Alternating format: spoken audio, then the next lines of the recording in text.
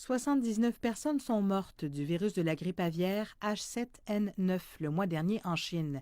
C'est presque 4 fois plus que le total de décembre, ce qui démontre une tendance à la hausse depuis le mois d'octobre.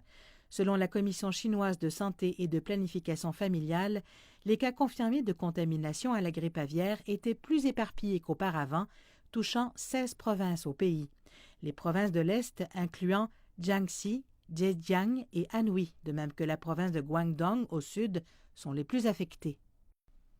La raison pour laquelle cette maladie se retrouve dans ces régions, c'est qu'il y a là des familles qui tiennent de petits élevages de volailles qui ne respectent souvent pas les normes de qualité, laissant ainsi la volaille vulnérable aux différents virus tels que le H7N9.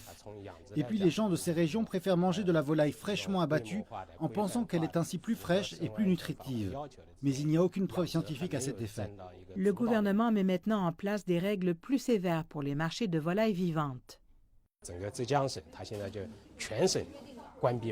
La province de Zhejiang a fermé tous ses marchés de volailles vivantes depuis le 11 février. Prenons l'exemple de Shanghai.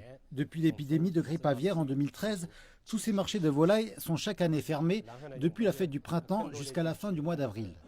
Plusieurs villes de la province du Guangdong ont aussi fermé les marchés de volailles vivantes comme mesure faisant partie d'un plan d'urgence. Contrairement à la forme H5N1 du virus, le H7N9 ne cause pas de signes visibles sur la volaille, ce qui complique le travail de surveillance, de prévention et de contrôle du virus. La situation représente un important défi pour nous, car cela requiert la coopération de plusieurs départements gouvernementaux. Entre-temps, la Chine a augmenté la fréquence de ses comptes rendus, rapportant les cas d'infection au H7N9 chaque semaine plutôt qu'au mois.